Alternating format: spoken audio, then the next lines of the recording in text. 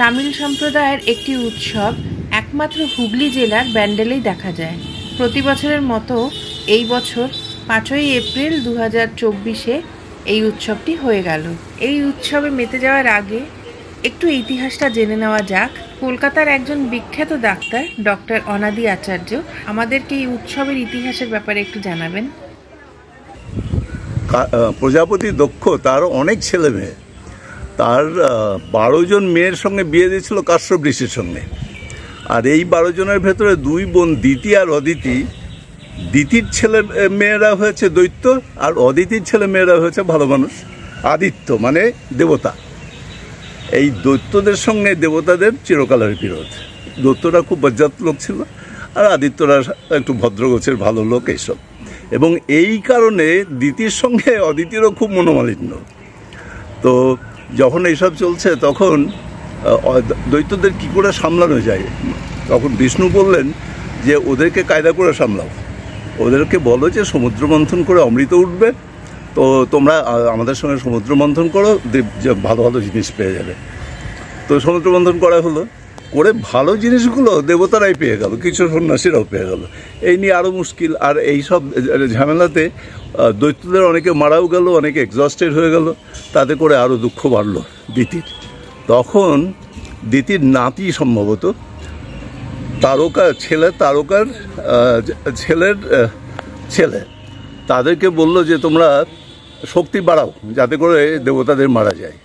তখন শিব তো যদিও পার্বতীর হাজব্যান্ড, শিব ভোলা ভালা লোক আশুতোষ, তার পিছনে অনেক তপস্যা করে তার কাছে বর পেল যে সে ত্রিভুবন জয় করতে পারবে এবং বহুদিন বাঁচবে, তাকে চট করে কেউ মারতে পারবে না, প্রায় অজেয় হয়ে গেল। তো তখন সেই বর পেল পরে ক্ষমতা বেশি হলে বাজে লোকরা যা করে ওরাও তাই শুরু করলো। দৈত্যরা দলবল নিয়ে গিয়ে ত্রিভুবন মানে স্বর্গ মর্ত পাতাল জয় করে ফেললো।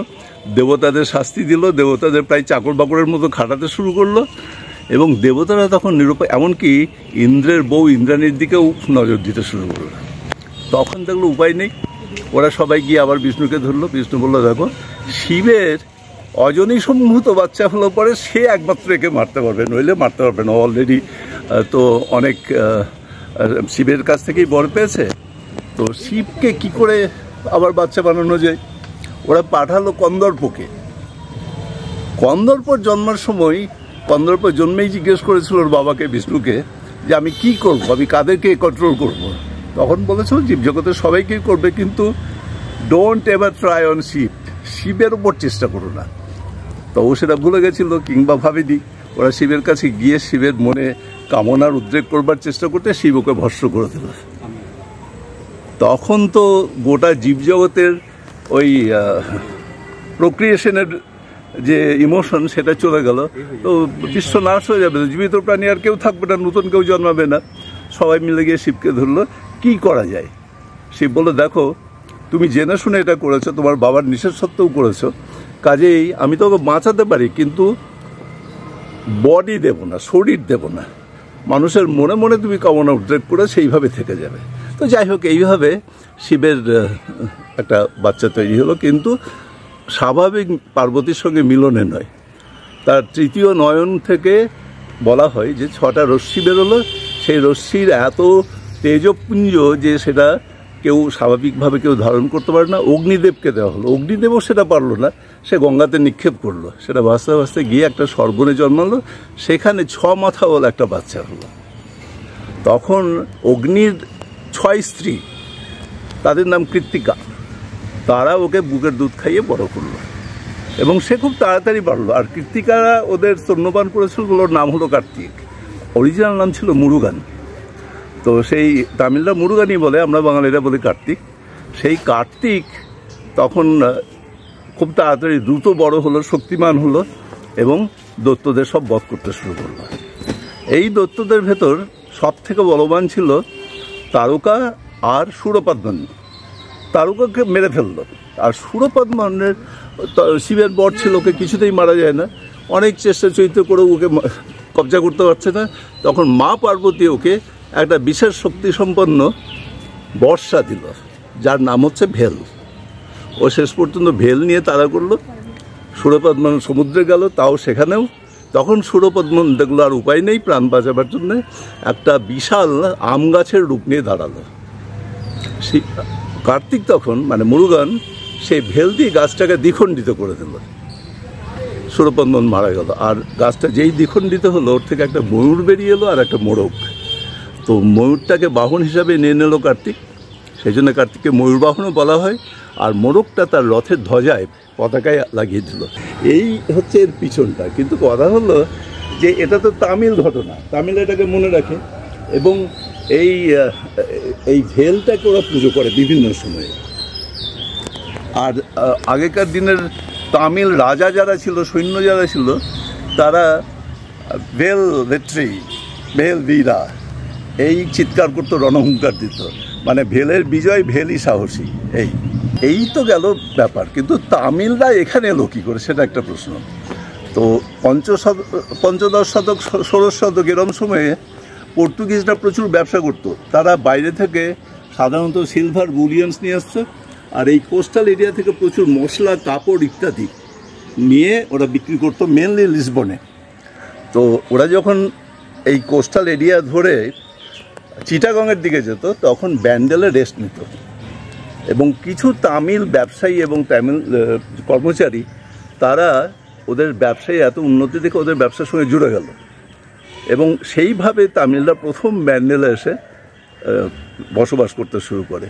এদের কিছু অংশ থেকে গেছে, পর্তুগিজরা তো চলে গেছে, ওদের ব্যবসা শেষ হয়ে গেছে। কিন্তু এই তামিলরা লোকালি বংশবৃদ্ধি করেছে, লোকাল লোকের সঙ্গে বিয়ে হয়েছে, এবং এরা এদের নিজেদের কালচারটাকে ভুলেনি, ওই ভেলটাকে বাঁচিয়ে রেখেছে। ভেলটা ক্রমশ ওভার ইয়ার্স আস্তে আস্তে একটা ধর্ম নির্বিশেষে বিভিন্ন লোকের একটা উৎসবে পরিণত হয়েছে। এবং সেই জন্যেই ভেলটা যদিও অরিজিনালি মুরুগার পূজা, মুরুগার ভেলের পুজো, সেটা তামিলনাড়ুতে না হয়ে এখানে এলো এইভাবে, ব্যান্ডেলে এলো এইভাবে, এবং সেটা তো এখন সার্বজনীন উৎসব হয়ে দাঁড়িয়েছে, চলছে ভেল ভেল। পুকুর থেকে স্নান করে শোভাযাত্রার প্রস্তুতি চলছে এখন। সকাল থেকে সন্ধে অবধি শোভাযাত্রা চলবে। ব্যান্ডেলে কিভাবে আসবেন সেটা স্ক্রিনে দেওয়া থাকলো।